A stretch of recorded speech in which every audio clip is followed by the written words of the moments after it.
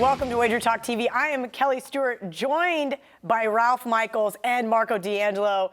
Today we're talking Texas A&M catching almost 4 touchdowns versus the Tide.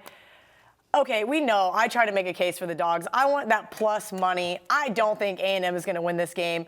I also thought maybe Ole Miss could keep it close last week, and Alabama absolutely throttled them. A&M kept it close with Clemson. They had a chance to win that game. Surely, you know, we've talked so many times, Ralph, 1 and 1A between Alabama and Clemson. There's this team is a little bit better than people probably give them credit for. Yeah, and, not only kept it close, they had a 501 to 413-yard edge. But I'll tell you what, the 12th man is a big difference playing at home in front of that crowd versus playing at home or on the road against Bama. The ironic thing about this game is Jimbo Fisher has 70 million reasons to think Alabama. Remember last year in the opener, Alabama beat Florida State with Jimbo Fisher, knocked out Francois, their quarterback, and Florida State had a horrible season, leaving Fisher to go to A&M and get this huge contract. So, Fisher has him to thank. And, the difference, though, in this game, I wanted to back A&M, no question. But I look at last year, and Alabama went to A&M and was a 25-point favorite. Now they're back at home, and they're only laying 2 points more. Another reason I'm afraid to back them is that Saban used to not be a good favorite of 28 points or more.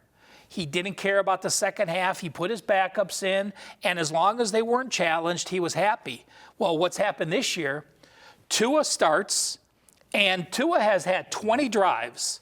In those 20 drives, 14 touchdowns and a field goal. 15 scores out of 20. And then what happens when they pull Tua? Oh, yeah, the guy that got you to the national championship, Jalen Hurts, comes in the second half. And that's the reason they're getting the margin in the second half. So with that scenario, I was all for A&M at the beginning of the week. When I started doing more work looking at the research, I just am not going to step in Bama's way. It's either, for me, I like Bama in the role they're in, or I'm going to pass the game because I think they're that good this year. Marco, I took the bait. I took Louisville plus 25.5 the first week. And after that, I was like, okay, I'm not going to go back for more. Sure enough, Arkansas State the second week. This is too many points.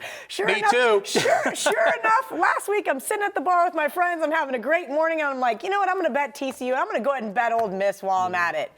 I surely am not going back to the woodshed for a 4th time, am I? Hey, can I find out what bar you're at and just take those bets when you're making those drunk TV bets? Because that's what the books love. Just tell her to call you instead of put Mark on the speed dial. I'll book it. I'll give you free drinks and book the bet. There you go. Ralph, you hit the nail on the head with this one. It's all about Alabama.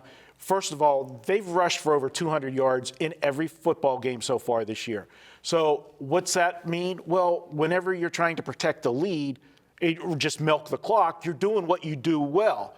Running a football, making the score bigger instead of worrying about somebody backdooring you. And as you said, the second unit comes in, it's led by Jalen Hurts. They're scoring more points as they pull starters. This is a unique Alabama team. The defense has played tremendous. And what I like, the thing that I thought you were going to hit on when you mentioned last year's game, they almost got beat last year at Texas A&M. Why? They were coming off a 59-0 win over Vanderbilt. And if you remember last year, I don't know why, the Vanderbilt players were popping off. That they were off to that good start last year. After they beat K-State. Yeah. We won Alabama. Well, you got Alabama. You got 59-0. Statement came. Alabama mopped them all over the field. And then the very next week, they played Mississippi and beat them 66-3. They were all fat and sassy. And you're going to say, well, excuse me, Marco, isn't that the same thing coming into this game?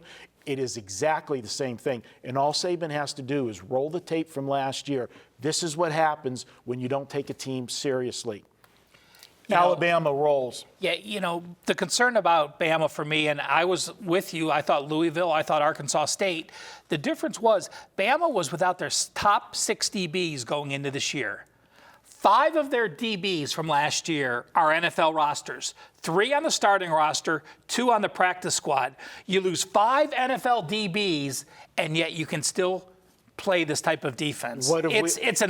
It's maybe one of the best teams in the last 20 years in college football. But Ralph, we say it all the time. These blue chip programs, especially Alabama, they don't rebuild. They reload. Yeah, but every losing year. 6 guys in one position is different. But they just proven that, with the front 7 they have, that whoever they put back there doesn't matter. I mean, an elite team. All right, you guys heard it here first. Are you a member of the WagerTalk Text Club? It's free, and it includes free picks and exclusive discounts. Just text WagerTalk to 33222 and get a $10 coupon for just signing up.